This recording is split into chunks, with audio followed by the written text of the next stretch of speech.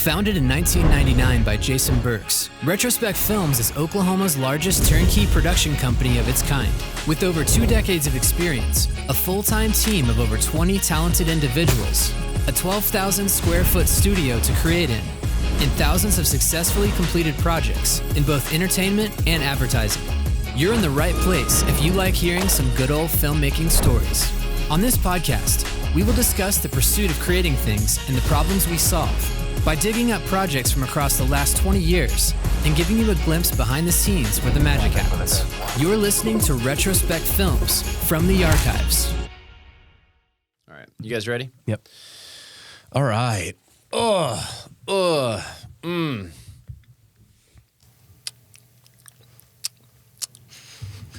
This is good. Good content.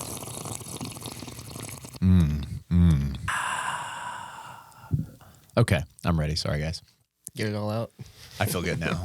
Hello, and thanks for joining us on Retrospec from the Archives, where we discuss the pursuit of creating things and the problems we solve in that process. This podcast has been really exciting for us over the last year. We've been digging up projects from the past and then just dissecting them and going through all the little nuances of how we created stuff and the different things we figured out. So today, we'll just go ahead and dive straight in. We are going to talk about one of the absolute coolest projects that we have worked on and continue this conversation from a previous podcast about Oklahoma tourism.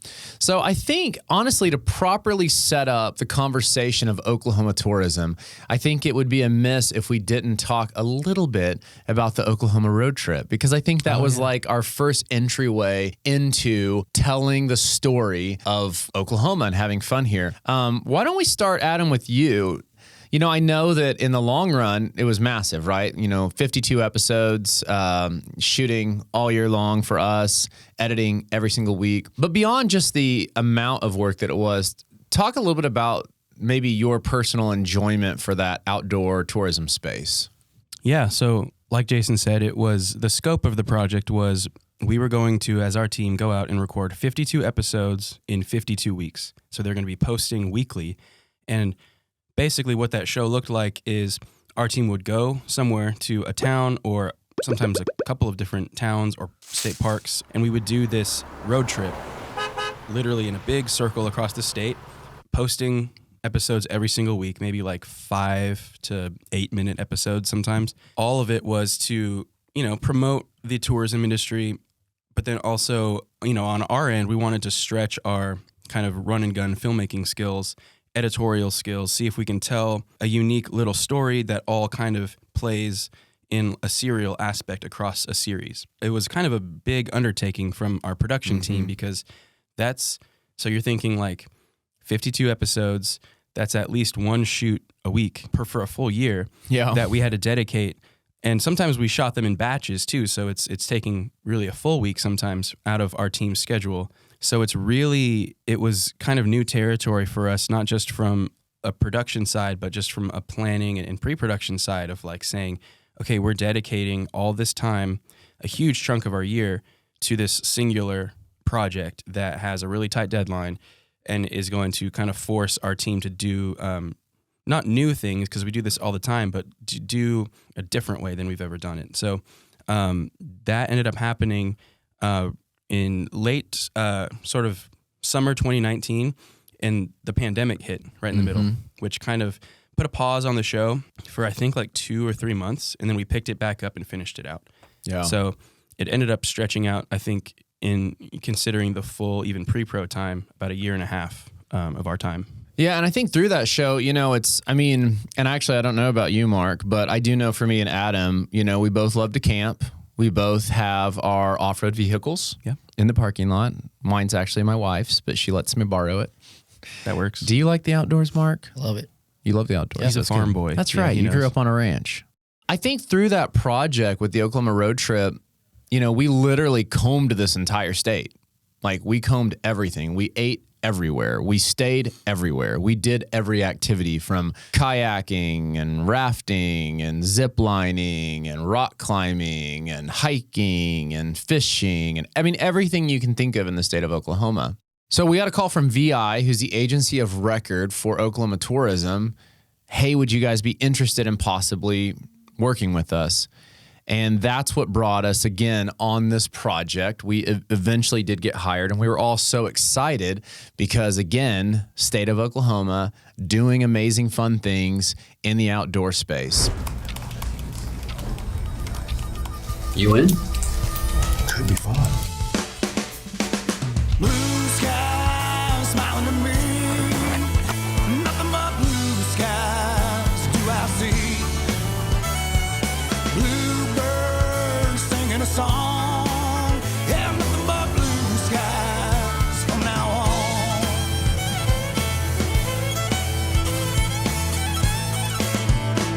So I'm going to zip forward because we're going to focus in this episode on the production and cinematography side. And these commercials are to run in surrounding states and in the state of Oklahoma to encourage people to get out and do really fun stuff. So let's get into the creative where it's complicated. So these spots were unique in that the objective was to take the audience on a journey through somebody's current scenario in a moment of mundane, potentially agitated, aggravated, typical activity in life, and transform that into something enjoyable, fun, and exciting they could be doing. Obviously, goal is people watch that and say, hey, maybe I should go on a fun little vacation. So when we chose the style, we knew we wanted to do this push or pull. We wanted to bring the audience through environments. And so how would we move the camera through environments, but cleverly have a portal, transition point, that takes you from the mundane into the exciting activity on the backside, what most of the spot was about. A couple things that were major factors on the cinematography was, one, we wanted to shoot in 8K. We felt like it was necessary to shoot in 8K because we wanted to have the latitude to line the images up and get these portals perfect. That meant we were shooting on a larger camera, which took larger lenses, which begins to get heavy. We also knew that it seemed the right way to shoot it was with a gimbal, and that was my decision. The reason why is because when you're traveling a camera through a space, to really travel through the space, you can't have all the rigging obstructing what you then see or will see. So if you throw dolly track down, you can only move the camera to the point that you see the dolly track. And many times the dolly track obstructs what you're trying to film. So then what you want right in front of the camera is so far from the camera that it doesn't feel cool when you push through it. So, gimbals and Steadicams for a long time have been such a very valuable tool in filmmaking because it allows you to come through spaces. Now, all those things are great and dandy, except for like when it finally comes down to like, how do you do that? How do you take a 30, 40 pound camera, put it on a gimbal, expect someone to hold it in their hands, walk through these spaces, camera height identical, centering of the lens perfect, moving at a consistent speed with two different shots that are getting edited and are shot on completely different days. So we can kind of go to execution. So our plan was originally, okay, so I was going to run the A cam. Adam was going to run the B cam. The B cam would be a longer lens, same format, all that stuff, but being able to knock out close-ups of the scenes, because a lot of these scenes we're shooting all over the state, sunrises, sunsets, all these typical cinematography challenges were right in front of us. So we didn't really have the opportunity to make mistakes. We had to get it, and it had to be perfect. I think, and just to maybe stop talking for a moment, Adam, I'd like for you to kind of speak to your perspective when this project very first came to you of running second camera. How did you take it personally? Because we all know, like, being a cinematographer, like, I can tell you all these things. Do this, do that, do this, do that. I need this. Here's the checklist. We got to do this. It's got to be great. It's got to be wonderful. It's got to be the best thing we've ever done, right? The same things we hear on most projects. But as an artist, something inside you has to also say, oh, it's showtime. What was kind of going through your head when this project first started and running that second camera? Yeah, so I know like the reality is we have these, it's highly scripted, highly storyboarded shots. So we kind of know what they're looking like. So it's our job to kind of take what the plan is and try and execute it, but also elevate it artistically. So realistically, I know that the stuff Jason was shooting is going to be like the master shots. Like there are certain things like we know that that's going to be the sequence. So in my mind, the way I approached it was I kind of fall back on my experience as an editor, knowing if this is going to be the master shot, I'm not going to try and just do a different version of that same shot or that same angle or just try and get a different lens version. I'm going to think, okay, what are the little gaps that maybe this shot won't have? So I'm thinking of that shot with like the beaver and the girl. And I'm just trying to focus on this really tight shot and getting the girl's smile and the things that you might not see in a wide master shot. Again, from an editing experience, I know we're going to need to cut to these little things that may not involve, the things that the client wrote when they had it in mind, but they're useful things that we're going to need to cut to kind of stitch together these big master shots.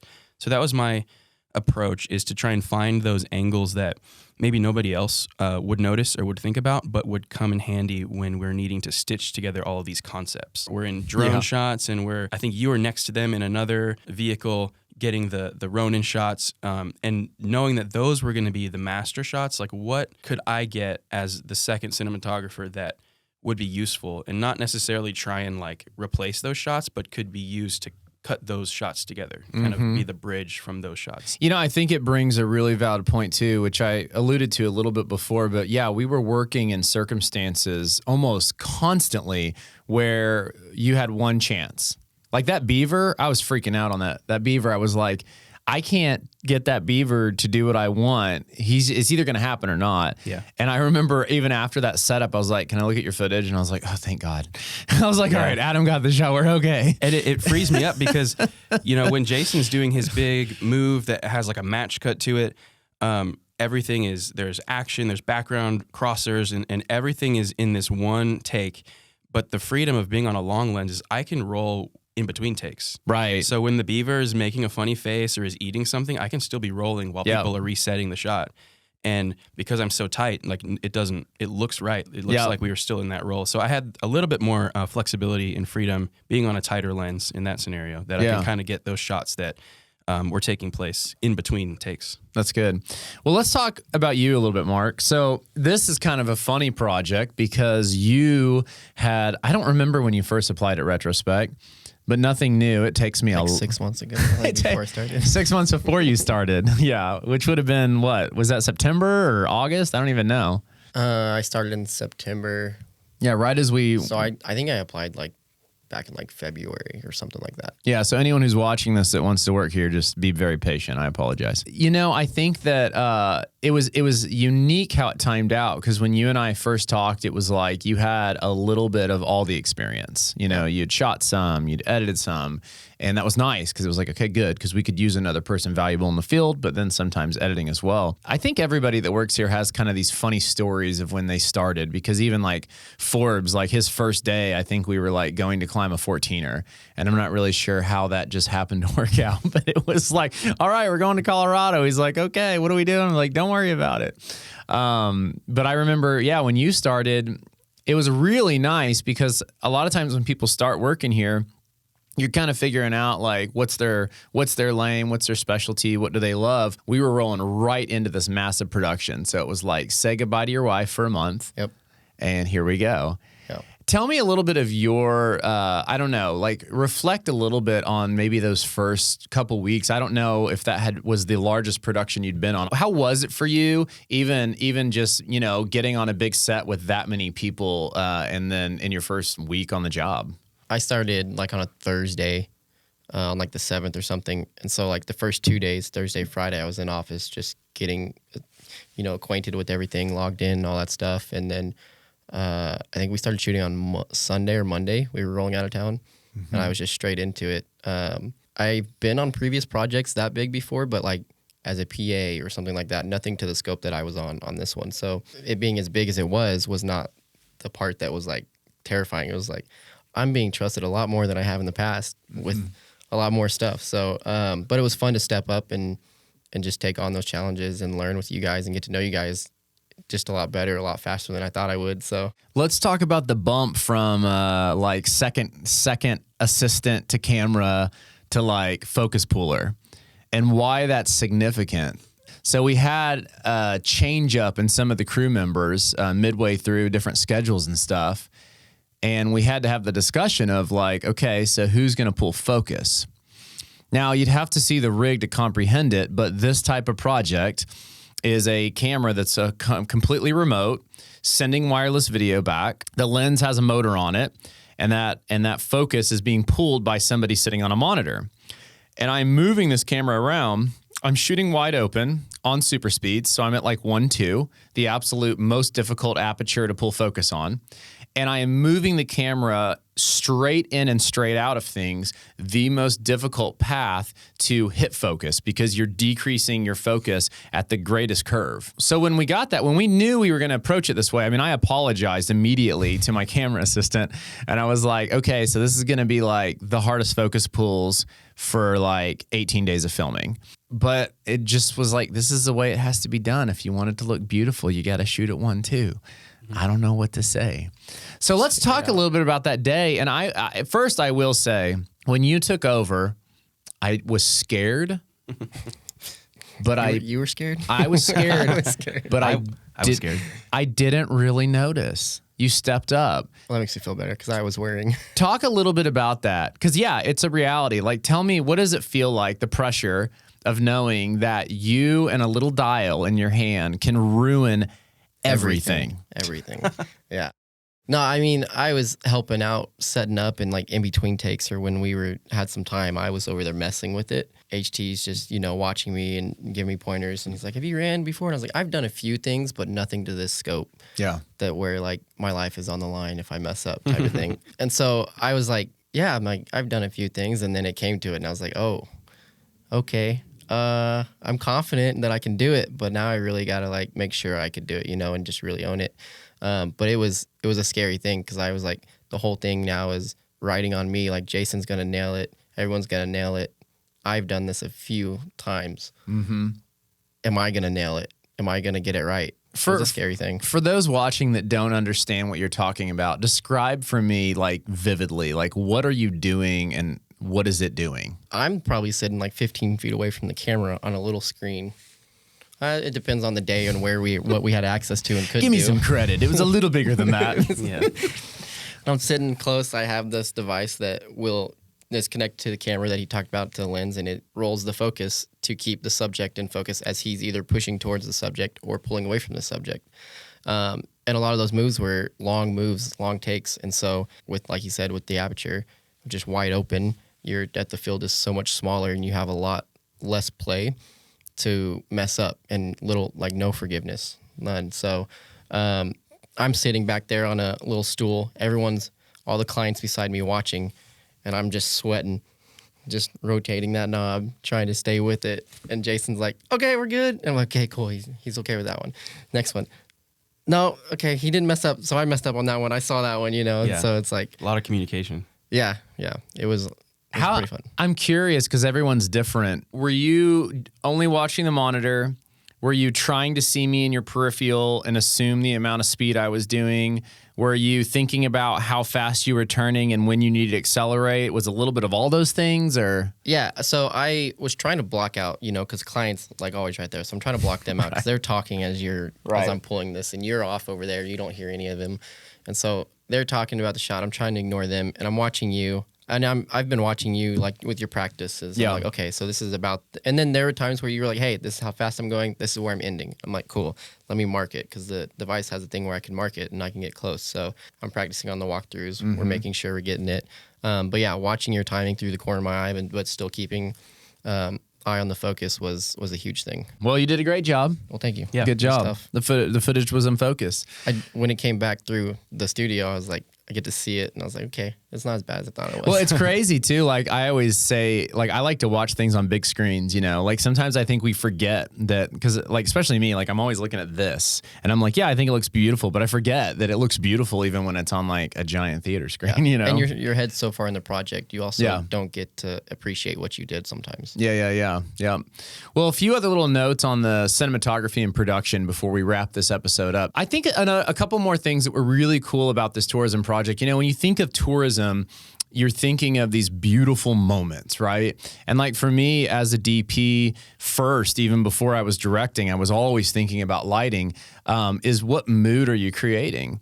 And, you know, when we built the schedule, it was sunrise, sunset. What do we do in between? I don't know. Go to Pizza Hut. And so even me and Brandon, when we first talked about it, we were going through the schedule and I was like, I really want to shoot that one at sunrise. And he's like, of course you do. I was like, I really want to shoot that one at sunset. We went through the whole thing and it was kind of hilarious because he's like, you can't shoot sunrises and sunsets on everything. And I was like, well, for those who don't know, like he's talking about like shooting something where the sun is directly overhead is the ugliest time of day. Yeah. And you always want to shoot when it's coming in at a side angle. So that's what we were kind of limited with. Yeah. So there was a few scenes where like, okay, maybe we can light it. So the oddity of, okay, we're going to bring a 500 amp generator. We're going to bring a 20K Fresnel. We're going to bring a 12K HMI and bring out these massive lights. You know, I think about the castle scene, right? Where it was like, bring out the massive lights to put some shape on stuff. I think about the scene at Beaver's Bend where we put the massive lights everywhere and the sun was going down. It was like, oh my gosh. And we're all running from 2 hours away to get there and set up and literally like walk on set. The crew was ahead of us. They'd already pre-lit based on the schematics I made. We rolled, and the sun dropped, and it was like, I think we got it wrap, you know? It's funny because as a cinematographer, you know, I have definitely, and I've shot thousands of setups all over the country, probably all over the world for the most part, just not Antarctica yet. I need to go to Antarctica. Not yet. It'll happen. One thing I've learned is that shooting the right thing at the right time of day is like 50 times easier than shooting the wrong time of day. Like it's weird when you're trying to create emotion and you're like, if we would have just waited 3 hours, this would have been perfect. But instead it's like all wrong and I can't even get enough lights to make it work. I do think that there's a little bit of something to be said about the tone and about the mood. And I know like Adam, you worked on the color grade on this stuff as well, which was exciting. And obviously color grading is something you've done a lot. Talk a little bit about from your perspective, like that mood factor and even that time of day factor and some of those tones that start coming in and changing the way the audience receives the emotion. Yeah. So the color grade was done between me and Ben. And one of the things we talked about early on, like even while we were still shooting, was not just creating the most like bright and vibrant, but like really depthy color in the most of the environments but was creating that contrast between the sort of the pre-match cut, sort of like the dull, intentionally kind of dull opening to the ending. So we didn't want to crank the saturation too much because it just looks unrealistic and kind of makes it like take a dip in quality. But it was finding that balance between something that is bright and vibrant, but also realistic. Yeah. And then matching the skies to it. And we'll have that conversation, I think, in a later episode. But it was definitely something where you have to kind of walk that tightrope of being bright, vibrant, magical, but then also grounded in reality. And that was an ongoing conversation we had. Yeah, I think that so many times, like when you're doing tourism, you want to tell a story the way that is real. I mean, I think as filmmakers, being authentic and honest is a big part of what we do. But how do you obviously capture those moments that are just magical and romantic? And then even in post, how do you like lean into that as much as you can? And I think that this project this project's everything that I would ever hope that my career got to be a part of. Like I love tourism. I love cinematography. I love romantic moments. In summary, like the production and the way we approach this, I really don't have any regrets. Do you think they come this year? I think this will be just the ticket.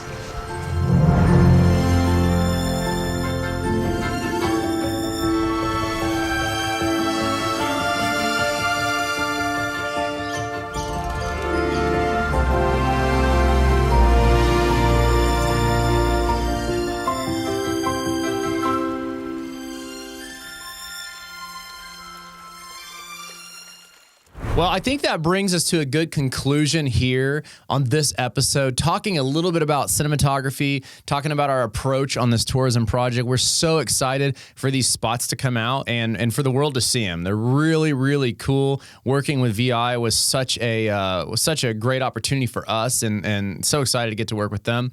If you're interested in learning more about some of these projects that we do here at Retrospec Films, check them out on our website. It's www.retrospecfilms.com. We've got our podcast podcasts are also on Apple Podcasts, Spotify, handful of locations. You can check out the other ones. And we look forward to seeing you guys on the next episode of Retrospec from the Archives.